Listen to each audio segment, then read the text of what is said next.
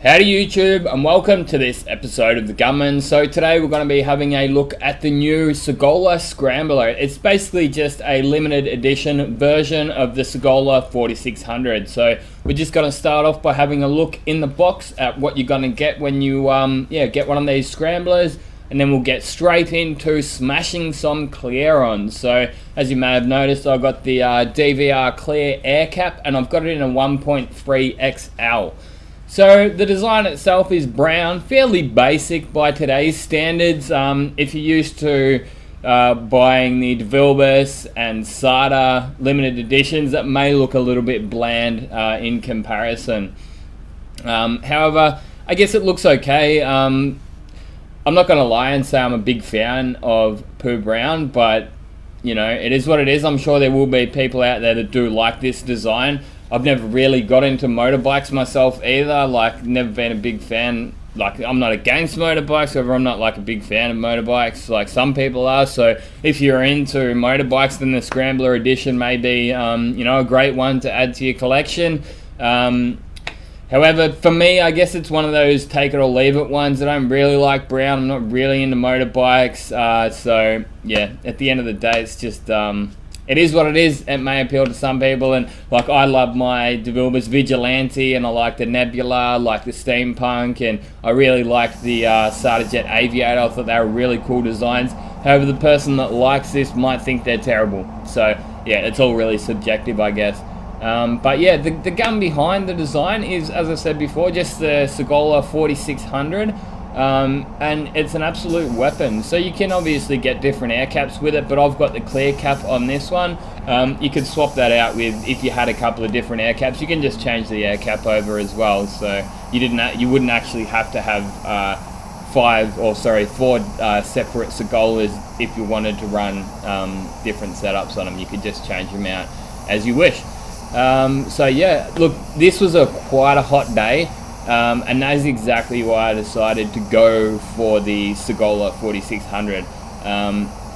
It is really quick. It just smashes it on. It gets a lot of material out really quickly, and it just enables you to get that job in and out of that booth a lot quicker than any real setups that I know of on my DeVilbiss anyway. Like, everyone knows on this channel who watches me quite often, everyone knows that I'm a big fan of DeVilbiss. I know they aren't the quickest gun on the market. Like, you can speed them up by, say, putting a 1.4 in, which technically this is probably close to a 1.4 anyway, because this is 1.3 XL, so that is part of the reason it is a little bit faster than the DeVilbiss. But yeah, it just absolutely hammers the clear on. As I say, like, I'm not anti-DeVilbiss because they are a little bit slower than some of the other guns. I find them quite precise, you know, and yeah, like some people that might be learning to spray paint might actually find the DeVilbiss advantageous because they are that little bit slower, and I just find them, yeah, extremely precise, and I get exactly the right amount of paint where I want, you know, not too much, not too little. I can get the exact right amount on. So this is probably more of a pro's gun, or someone who is living in a warmer climate.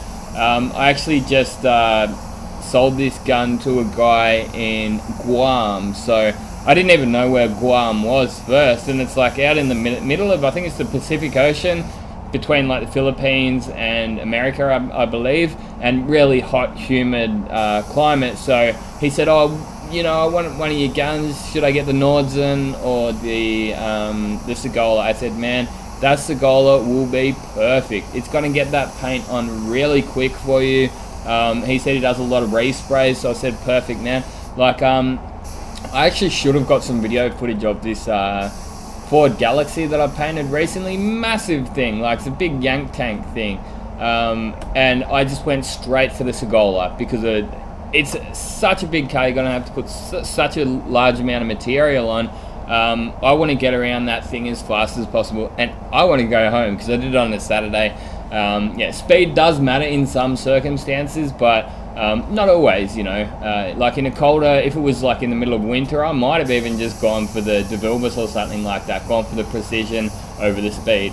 And yeah, at the end of the day, I reckon you should be able to replicate just about any finish with most guns, really. Like, it's a half decent sprayer will know how to adjust your technique and the settings on the gun to replicate most finishes. But yeah, look, this gun does definitely get big thumbs up from me from base coat and clear coat. So I'm still using my Segola 4600 digital for base coat quite a lot. Although I have changed back over to my DeVilbiss GTI Pro with the HV25 cap. Like, that's my number one base coat gun, but my backup base coat gun now is the Segola DVR Aqua.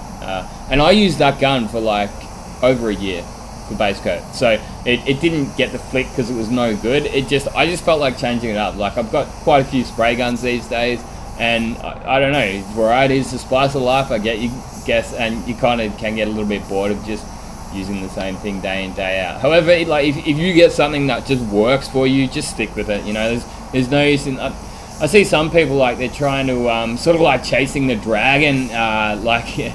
Some people probably know what that term means, but like, they go through all these guns, like, thinking the gun is the problem, but maybe you need to actually sort of like look at the technique that you're using, or something. It might not always just be the spray gun, basically, is what I'm trying to say.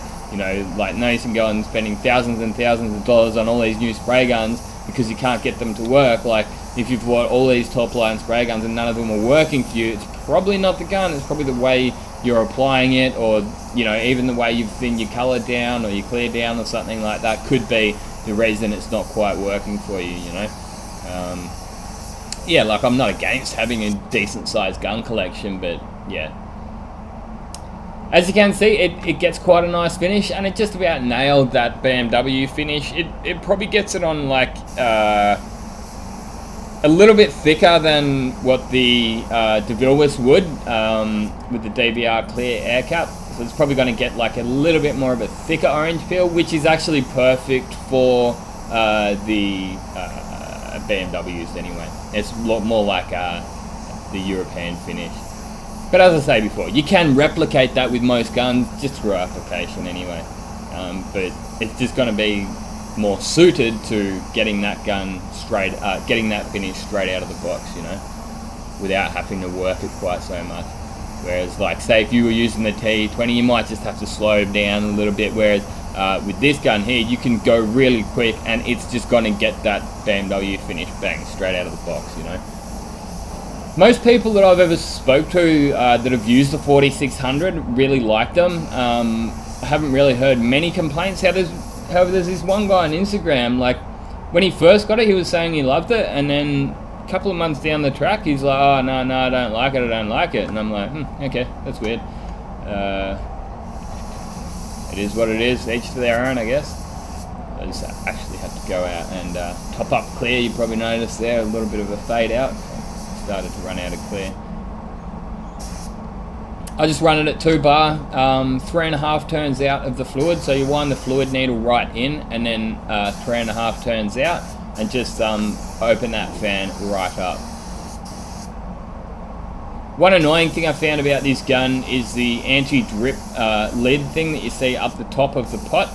If you're using PPS or RPS systems, it's not going to be an issue, but I just find that to clean it properly, you actually need to take that off every time, and it's just it's a bit clunky to try and get on and off each time. It's really a non-issue because you don't need it on there. It's just like a fail-safe measure if you were to get a pot drip, but they're pretty rare from my experience anyway. As long as you keep clear coat out of the thread of the pot and the lid, you're not usually going to get pot drips. So there we go. They haven't been sending them out with regulators on them anymore. They used to, I think all the Segolas used to come with a regulator, however they've got rid of them lately. So that's a bit of a letdown, I guess. You know, it used to be one of their selling points. Like, they used to be a little bit more expensive than the DeVilbiss, but you get your regulator, so you kind of be like, okay, so you even it out to being around the same price. And like, you can expect a good quality spray gun when you get a Segola. It's not just a cheap, you know, Chinese or Taiwanese made rip-off or anything. It's made in Europe, in Spain, so yeah, you can expect top quality build quality there, and they should last you for quite a long time as long as you look after them. So there you go. As you can see, it's just about nailed that BMW finish right there, and it was really quick. Like, that was 2 coats of clear, and we're under 10 minutes, you know, so got to be happy with that. Hope you guys liked watching this video. If you did, give it a big thumbs up. Until next time, get out there and paint some shit. Thanks for watching, and this has been another Gunman production. Goodbye.